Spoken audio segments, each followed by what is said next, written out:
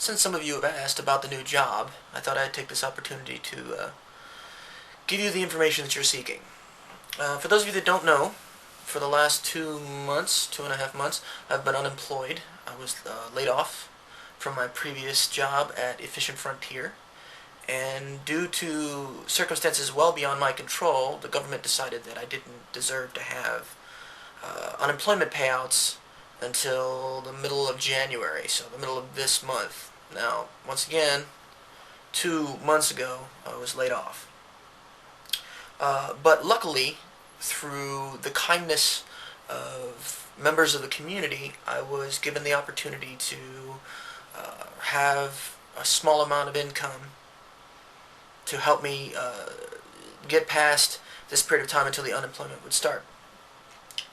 In an act of, I don't want to say desperation, but in need, I sent out a bulk of my resumes to every job that I could find. I've been doing that over the course of the 2 months, but I was specifically looking for jobs of a particular type. I was trying to stay within my career path and look specifically for IT jobs. The problem being that I live in the Bay Area, in the Silicon Valley, and anybody who knows anything about the Silicon Valley will tell you that it's saturated with IT professionals, computer geeks of all kinds.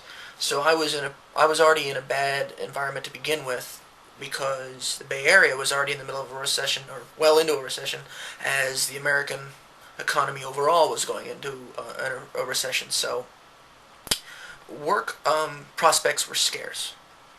So, as I said, one particular day I had gotten up and I had sent out 20, 30 resumes to just every job that I thought I was capable of doing. Because I had gotten to the point where I was frustrated and I was starting to feel desperate, because I didn't feel that, even after the unemployment started, I couldn't count on it for more than a few months. And then after that, if I didn't have an income, I was in a bad place. So, sent out those resumes, and that day, later on in the day, I actually got a phone call and set up a time for an interview, and I got hired the next day at the job when I went into the interview. Now, to answer the question, because this is sort of a really long, roundabout way of getting to the point of what I was trying to say, I hate my job. I hate it.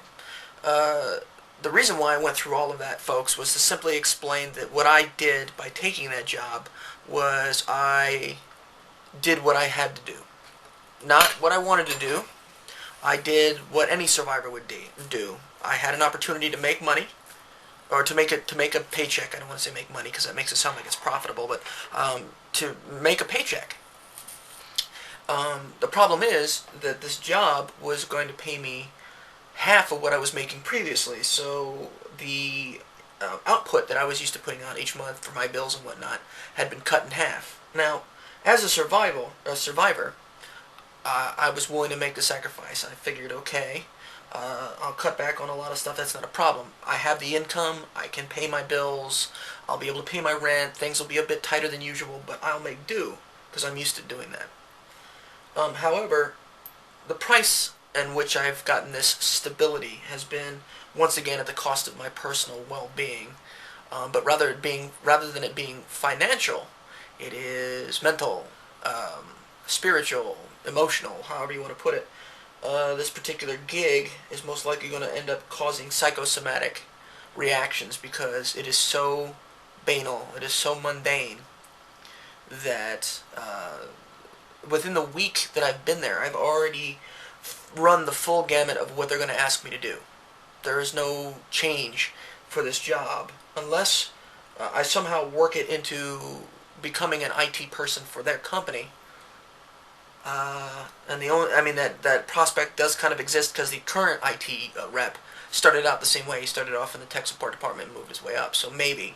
But in the meantime, I have to sit in front of a computer for 8 hours a day, which is not so bad for me, but I have to answer emails. Really obnoxiously boring, mind-numbing emails. No, I have a job, and I'm grateful. But the point that I wanted to make here, folks, is don't take the first thing that comes along. Don't compromise. If you have the capacity to risk it, unless you're pretty damn certain that nothing else is going to happen for you, don't don't compromise. If it's something that's not life or death, don't compromise. If it's something that isn't going to determine whether or not you get to eat or sleep or have a roof over your head, don't compromise. In all things, there are certain things that we don't have a choice, that we have to compromise on in order to survive. That is a survivalist thing. But don't compromise anything else. Don't compromise your integrity. Don't compromise your artistic output. Don't compromise anything about yourself. It's not worth it.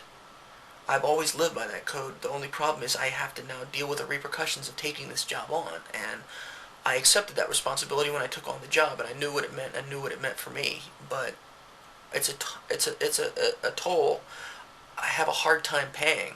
I've been here many times in my life, and I would like to have moved past it. I don't like the idea of being back in a situation where the job itself is draining. But once again, in this economy, to sit here and say that all these things about how bad this job is, I'm not ungrateful that I have the work that I do. I'm not ungrateful that financially it allows me to pay my bills.